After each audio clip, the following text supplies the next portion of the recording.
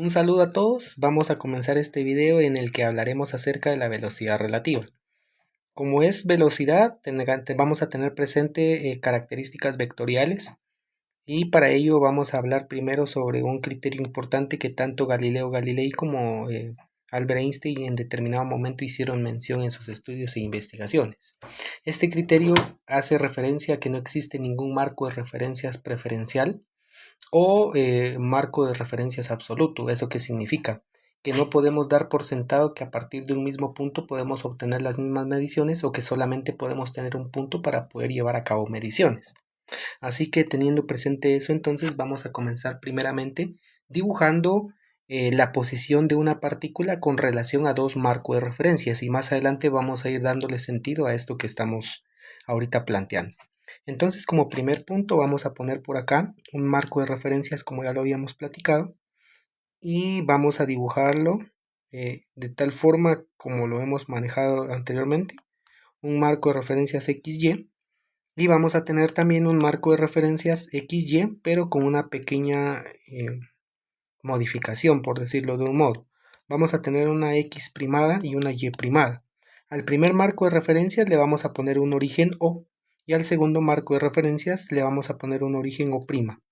Ahora bien, con relación a estos dos marcos de referencias vamos a dibujar una partícula y para esta ocasión voy a dibujar la partícula en este punto.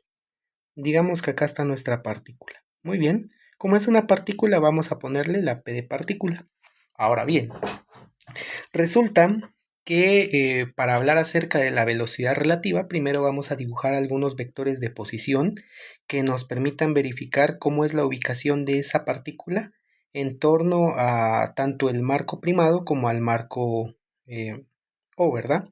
Entonces, primeramente vamos a trazar un vector que vaya a ir desde el marco primado hasta donde está nuestra partícula. Y a ese vector le vamos a poner un nombre. Para este caso le voy a poner simple un nombre, por ejemplo, R. Muy bien. Enseguida vamos a vamos a llamarle a este R' porque estamos en el marco de referencias primado. Enseguida vamos a dibujar otro vector. Ese vector lo vamos a dibujar expresando la posición que tiene la partícula con relación al marco de referencias O. Y entonces nuestro vector sería este de por acá, el que acabamos de dibujar. A este vector le vamos a llamar el vector R. Perfecto. Ahora bien, resulta que también podemos dibujar otro vector que nos permita conocer la ubicación que tiene nuestro marco primado con relación al marco que no es primado. Para ello vamos a dibujar un vector dirigido desde este origen hacia el origen del marco primado. Perfecto. Entonces, si nos damos cuenta, tenemos acá un gráfico que nos permite evidenciar una suma de vectores. Al último vector dibujado le vamos a poner un nombre. Pensemos, por ejemplo, en una R mayúscula le vamos a poner.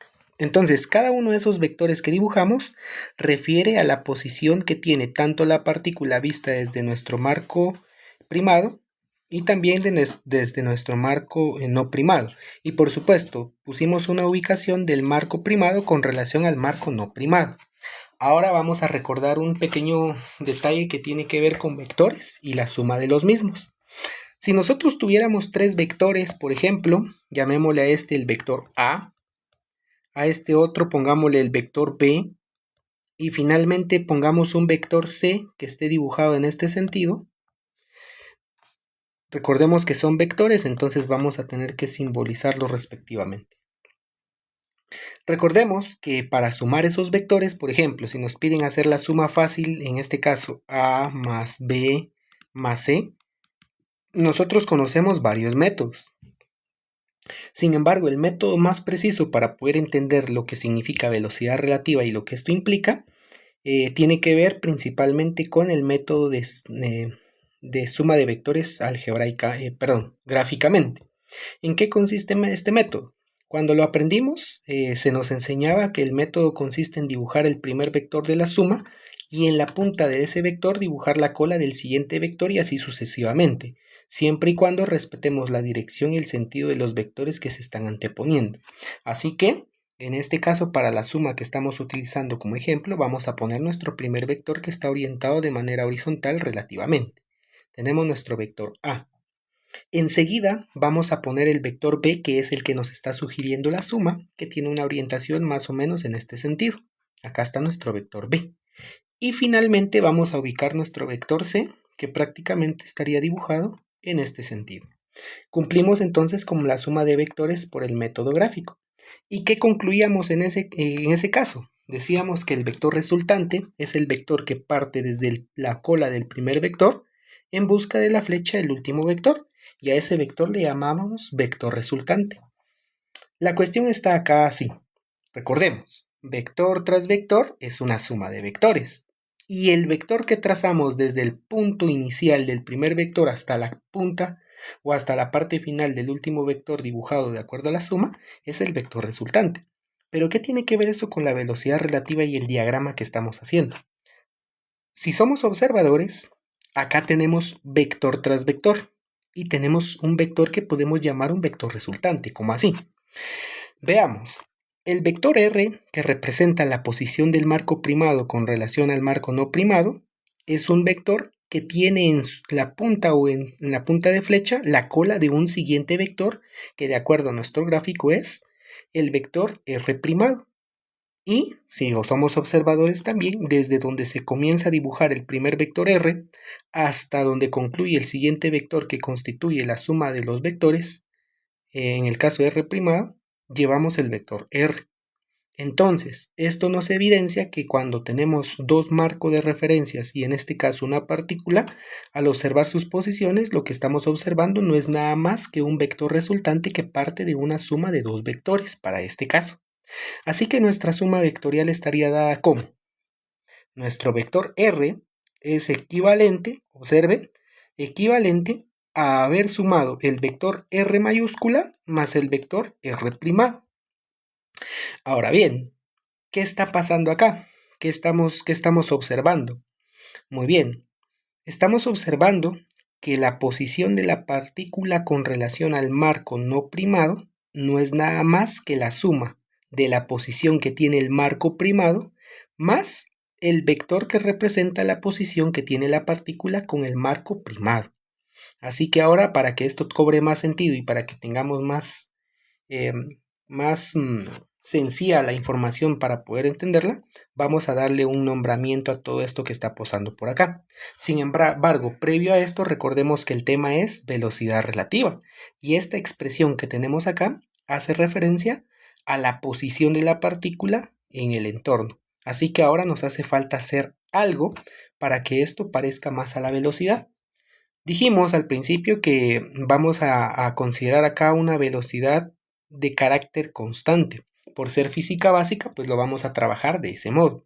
Así que, recordando un poquito más de lo que hemos visto en el movimiento rectilíneo uniforme, nosotros habíamos platicado que si tenemos una distancia y esa distancia la dividimos dentro de un tiempo, básicamente vamos a obtener lo que se conoce como velocidad. Entonces, repito, si tenemos un desplazamiento, una posición, un desplazamiento, y lo dividimos dentro del tiempo de acuerdo al movimiento rectilíneo uniforme, esta relación nos abarca una velocidad. Muy bien, como tenemos una expresión que nos está dando a conocer posiciones, para que esa expresión se parezca más a la velocidad o obtengamos una velocidad a partir de ello, vamos a hacer una pequeña modificación. La modificación consiste en lo siguiente. Toda la ecuación, absolutamente toda la ecuación, la vamos a dividir dentro de un mismo tiempo. ¿Por qué dentro de un mismo tiempo? Bueno, para esto nos vamos a imaginar lo siguiente. Pensemos en que alguno de nosotros se ubica en el origen O, otro se va a ubicar, otra persona, por ejemplo, se puede ubicar en el origen O' y alguna otra persona imaginariamente va a estar ubicada en la partícula. Independientemente cuál sea nuestra ubicación, si nosotros tuviéramos un cronómetro y damos inicio al momento de que exista una condición inicial para nuestro evento, todos nuestros relojes van a marcar el mismo tiempo. Así que, dadas esas características, Por eso dividimos toda la expresión dentro de un mismo tiempo, porque el mismo tiempo se va a manifestar en cada parte de nuestro evento. Si desglosamos la expresión, entonces ahora nos quedaría el vector r dividido tiempo es igual al siguiente vector r mayúscula dividido tiempo más el vector r' dividido tiempo. ¿Y qué nos queda acá? Nos quedan unidades de medida de longitud en tiempo. Y las unidades de medida para la longitud en tiempo no es nada más que velocidad. Así que ahora vamos a decir lo siguiente. R dividido tiempo lo vamos a representar con una velocidad v. Es equivalente. R mayúscula dividido tiempo la vamos a representar con una u. Más R' dividido tiempo la vamos a representar con una v o una velocidad, pero una velocidad primada. Ahora, si nos damos cuenta, ya llegamos a la situación que queríamos, porque estamos hablando de velocidad. Y el término relativo entra en juego, puesto que tenemos una cuestión de suma de vectores. Y básicamente podemos relacionar un marco de referencias con otro marco de referencias a partir de esa suma vectorial. Ahora, continuando por acá, vamos a decir lo siguiente. Vamos a hacer unas pequeñas etiquetas acá para que podamos entender mejor nuestra expresión encontrada. Y para ello vamos a hacer esto. Como ya tenemos velocidades, ahora vamos a imaginar que nuestro marco primado se va a estar moviendo con relación al marco no primado. Y nuestra partícula se va a mover tanto en relación al marco primado como al marco no primado. Y por facilidad, por ser física básica, vamos a pensar que el marco no primado es un marco fijo. Entonces, ¿qué va a pasar? Vamos a darle un nombre a cada uno de estos marcos. El primer marco va a llamarse marco móvil. Marco móvil, el marco primado. El marco que no está primado, el marco O, simple y sencillamente le vamos a llamar marco fijo, porque así es como lo vamos a caracterizar, marco fijo. Y a nuestra partícula la vamos a seguir llamando como partícula. Muy bien, ya tenemos entonces un nombre para cada uno de los elementos que constituyen el sistema y ahora vamos a hacer algo. Vamos a analizar cómo está la cuestión vectorial. Recordemos que nuestro vector r se convirtió en nuestro vector v después de haber dividido el vector r dentro del tiempo. ¿Y qué significaba ese vector r? Significaba la posición de la partícula con relación al marco, en este caso el marco fijo. Pero como ahora es velocidad, vamos a hacer una cuestión. Vamos a hacer esto. Vamos a representar el marco fijo. El marco fijo lo vamos a representar con una letra F de fijo. El marco móvil lo vamos a representar con una letra M por ser el marco móvil. Y la partícula la vamos a representar con la letra P.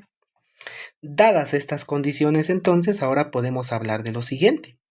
La velocidad v representaría, lo voy a poner de esta manera, la velocidad v estaría representando la velocidad que tiene la partícula cuando nosotros la estamos viendo desde el marco fijo.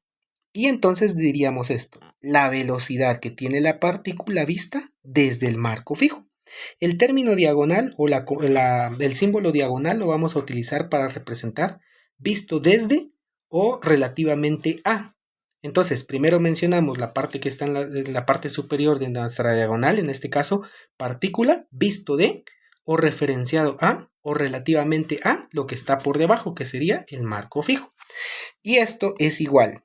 Recordemos que el vector u representaba la velocidad que tiene el marco móvil con relación al marco fijo. Así que diríamos, vamos a cambiar esa u por una v. Y esa v tendría el sentido de velocidad que tiene el marco móvil, que lo representamos con una m, visto desde el marco fijo, una f. Muy bien, sumado a esto tendríamos otra velocidad que llamamos velocidad primada. ¿Qué representa esta velocidad primada? Si nos damos cuenta, esa velocidad primada surgió a partir del vector r', que estaba indicando la posición de la partícula con relación al marco móvil. Así que esta velocidad tendría el mismo sentido, una velocidad, solo que sería la velocidad que refiere a la partícula con relación o vista desde el marco móvil. El marco móvil es m. Muy bien, entonces constituimos esta expresión y esta expresión es la que nos va a servir. ¿Por qué? Porque es la que nos está diciendo a nosotros cómo es el comportamiento de la velocidad del marco móvil, perdón, cómo es la velocidad de la partícula vista desde el marco fijo, cómo es la velocidad de la partícula vista desde el marco móvil y por supuesto cómo es la velocidad del marco móvil visto desde el marco fijo. ¿Y cómo se va a leer la expresión? Bueno, nuestra expresión nos quedaría así. La velocidad de la partícula vista desde el marco fijo es equivalente a la velocidad del marco móvil con relación al marco fijo más la velocidad de la partícula con relación al marco móvil. Es entendible que de momento parece trabalenguas. Sin embargo, con el tiempo y con la práctica vamos a ver que esto está bien práctico de poder comprender y sobre todo de poder aplicar cuando hagamos ejercicios. Ahora, un detalle importante. No hay que olvidar que todo lo que platicamos acá surge a partir de una relación vectorial. Todo esto que está acá son vectores. ¿Eso qué significa?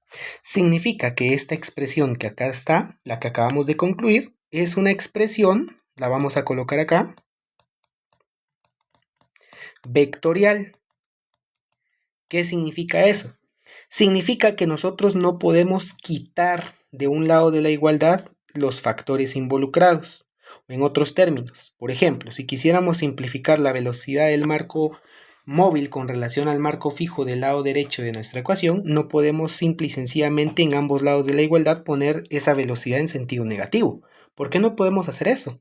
Porque esta es una ecuación vectorial, es una expresión vectorial. Entonces hay que manejarla en ese sentido. ¿Y cómo se manejan las expresiones vectoriales, tanto en sumas como en los negativos o en las condiciones inversas? Lo vamos a manejar a partir del principio de superposición que vimos en la parte superior, o en otros términos, la suma de vectores, tanto por el método gráfico, si se nos permite, ¿verdad? Si tenemos las herramientas a la mano, o como vamos a ver en algunos ejercicios, tendríamos que utilizar el método algebraico o analítico para resolver los ejercicios involucrados. Muy bien, entonces esto sería la parte de la teoría básica de la velocidad relativa. Muchas gracias por su atención y un gusto poder transmitirles la información.